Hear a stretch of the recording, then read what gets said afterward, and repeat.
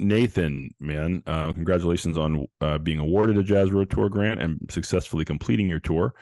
And the biggest question, I think, the most questions that I get are around booking the tour itself. Hmm. Offer letters, things like that. So, can you talk a little bit about that experience and what you sort of went through and some of the successes and challenges you had there? Give some tips and Yeah. tricks. So the first thing that I did was, hit up my local venues or venues that I had a pre-existing relationship with, to try and kick things off. So we played at the first place we played is at a spot in Miami called Lignac. It's very popular in Miami. I've played there a number of times. And I use that as a way to kick things off. That way, when I started reaching out to other venues, I was saying, hey, we're kicking off our tour in Miami. And it just gave me more to talk about. I didn't include that on the grant because Miami's didn't really fall into the classifications that were being asked for, but it allowed me sort of a stepping stone when I was asking other venues, saying, here's what we already have. We're going for grant funding. And from there, I essentially the process was uh, create a line. Like, I knew where I wanted to go. I know I live in Florida, so you pretty much have to go north to do anything. So I knew that we were going to be heading north. I had an idea. We wanted to stay along the East Coast. And from that point, it was look up a city, see what the demographic is. So I used the census website for research. So I would, for instance, type in Greensboro, North Carolina, and then it would give me all the stats, what the population is, what the economic situation is, what the employment situation is. And from there, if that met the requirements of the grant, then I would sort of zoom in on that area and then start hitting up literally every venue. This was I guess it's our first official tour. We did a sort of a mini tour before, where we went up just Florida to Tennessee. But this is the first tour of this caliber that I had done.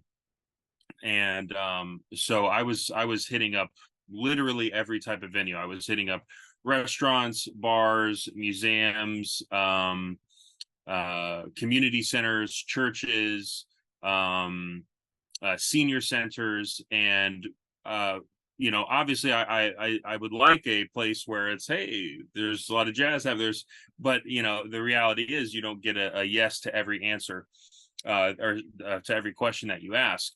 And so my tour ended up being sort of divided between venues and sort of community outreach type events that actually were the most enjoyable of the whole tour. Which I wouldn't say I'm a cynical person, but I wouldn't say I'm an overly charitable person. I'm not trying to paint a bad picture of myself. I'm just being honest. And so when I walk into a situation where, okay, we're playing for the senior center, I didn't have a great picture of that in my mind. But after showing up there and seeing how impactful the music was for these people, was really something special for me that I hadn't really experienced with my own music to that point. So we ended up doing, essentially, it was a venue, then a community outreach venue, community outreach venue, community outreach, going back and forth. Now, to be clear, when you say community outreach, it wasn't like education. It was like a show that was more geared toward community, not like We a had venue. two of those. Yeah. So one was just sort of, it was free. So it was community engagement. So they were bringing out the Right. community to come and see us. But then for other ones, we did sort of walkthroughs of the basics of jazz. So we talked about improvisation. We talked about the history of jazz at a specific spot. I also forgot to mention one of the also venues was a library. We played at a library in Maryland, and part of the deal for that was, well, first of all, the way that came about was, as I'm getting closer and closer to the deadline of the grant, I'm like, I need another venue. I need another venue. So all of a sudden, those emails start offering more and more to the venues to see, if I can make a deal for them that they're excited about. And I found that don't be afraid to call. Jazz musicians are sometimes social, sometimes not social. And, it's really easy to just say, here's my email, and I wait for the response. As I was getting closer to the deadline, I realized I couldn't just be waiting for people's emails. And so I was literally, I wasn't using the yellow pages, but I was looking up phone numbers and calling them and saying, "Hi Georgia, how you doing? What can we put together? Here's a little bit about me." And so I ended up offering a jazz educational resource for kids. And so, for instance, we were in Maryland, and then the next day was our performance. And so we did a kids focused thing from, I think it was 3 to 4, and that was like we would do some call and response with the audience. So we would sing something, and then the audience would sing something, and then we'd play something, and then the audience would sing it back, and then we did that around the band as well. Actually had a lot of jazz fans in the audience. We had a lot of questions about history, about different jazz musicians. A lot of people were interested in John Coltrane, so that was really cool. I was actually really surprised how knowledgeable the audience was, but also at the same time how much they wanted to continue to learn. So that hour actually went by really quick. I was a little worried, but it went by really quick.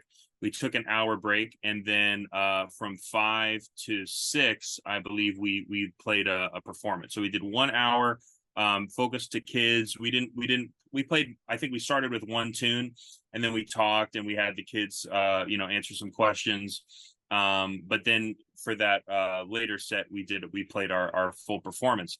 But at the same time, you doing those, you also played like Jazz Gallery in New York. Yes. You played some pretty dope spots too, like some pretty well known jazz presenters as well. So it was a little bit for you, a little bit for you, a little bit for us, so to speak. Yeah, exactly. Right. So in also in North Carolina, we played at a great venue, the Flatiron, where they had just a really cool setup. It's been the first time I'd seen like a bar or restaurant where not only do they have a stage and lights and sound man and cameras, but those cameras are recording, and then they're also feeding that to a monitor at the bar. So if you happen to be at the bar where you can't see the band, they have a big old screen TV for you to see what's going on. So we did end up finding some great actual jazz venues to play at as well, and then we filled in the other dates with these community centers, libraries, senior center, and summer camp as well. Nice. Yeah. So how would you say that helped your career in terms of like what are you going to do next? Like what's the plan? How are you going to build off of that? Do you have more shows coming up with them that don't have anything to do with the grant? Are you trying to reach back out to some of those same venues? Did it change the way you think about how you book a tour? Like how did this whole process affect you and your career, your band? I would definitely say going through the process of the grant helped me gain a lot of confidence in what I can ask for. Sometimes I guess, maybe I don't value what I do enough, or whatever the, psychological thing may be, where I don't feel comfortable asking for X when I know I deserve it. And so going through this process helped me sort of go point by point saying, okay, here's what I'm offering, here's what I'm asking for, and sort of understanding this is how the business works. Where I'm not afraid to say, hey, we're doing the show for this amount of money. Food and drink should be included, and it would be ideal if you could offer a hotel as well. And so asking for these things to make a more successful tour, I now feel a lot more comfortable with. Also, I would definitely say I learned or gained a lot in relationships, meeting with these bookers and venue owners, and creating relationships with them. And I believe we got asked back everywhere we played. So there is hope for the future as well now, which is, I don't know about my other fellow jazz artists, but there's hope and future never quite go together, at least in my mind. I laugh, but not that funny. Oh, you laugh so you don't cry. Exactly. But so I feel like I'm a lot more confident in what I can ask for and going about that process. And between the relationships that I've built, also one of the interesting things, like I said, so I build these relationships, but also really learning what goes into the day-to-day scheduling, finances, band management. I've known the guys in my band for a long time, 10, 15 years, some of them. And still being on the road, I think added a new level to our relationship. And most of the time, everything was fine. But every once in a while, I had to say, "Hey, we got to go, guys, and you don't have your shoes and socks on. Let's go, fellas." After the first couple of days, they sort of figured that out. But there was a lot to learn in the sort of band manager role of just managing your guys, managing the road, managing the finances. I would say one of the things that I felt like made me really successful on the tour was we had a itinerary that was essentially hour by hour for the entire tour. We leave on July 5th Yeah. at 8 o'clock in the morning. We're expected to be in Georgia at this time. Here's the address. So we had everything color coordinated. We had addresses, times. Now obviously things are going to change a little bit, but that way there was no question. Like when you look at the time we're on the road, you know exactly what's expected, where we're supposed to be, what the Yeah. responsibility is. And so I think by Were you going, that guy? Because when I'm on tour, I have a guy who does that. no, that was me. I have somebody who does that because he knows the weather in the town we're going to, so he knows how to pack. He knows the whole entire 9 yards. But cool. Are there any tips, like last minute tips, that you would give to somebody who is looking to apply for the September 19th deadline? That something that really helped you out, like any last minute tips or tricks?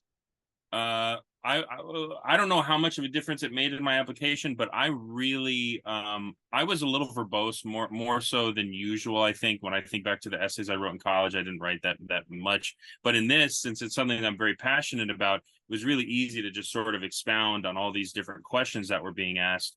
So I would say the way that I approached my application was, how can I elicit an emotional reaction from the person that's reading this? How can I make them care about what I'm doing? Obviously, I want to meet all the guidelines of the grant, but assuming that, all these 10 people meet the guidelines of the grant, how can you make your application stick out?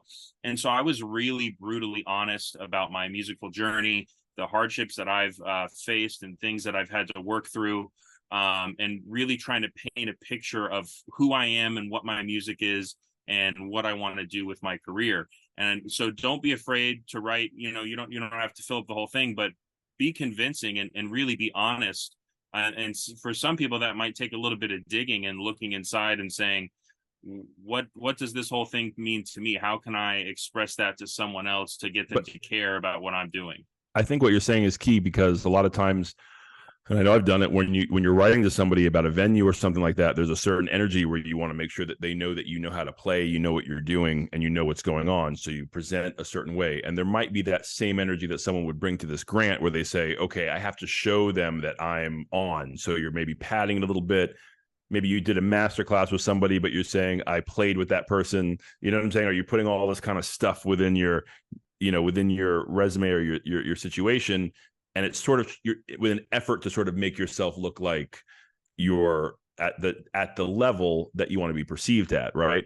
When there's nothing wrong with some of those practices, especially if they help you get, if they're helping you get the gig and you're being honest and authentic about it. But at the same time, though, there's very little vulnerability when it comes to that. There's very little like, man, I'm trying to get on the road. I've been trying. I had a failed attempt to get on the road, and this is going to mean so much to me because it's going to help me actually start that journey. Because going from playing bars and places in your local hometown to then having to go out on the road is a daunting thing.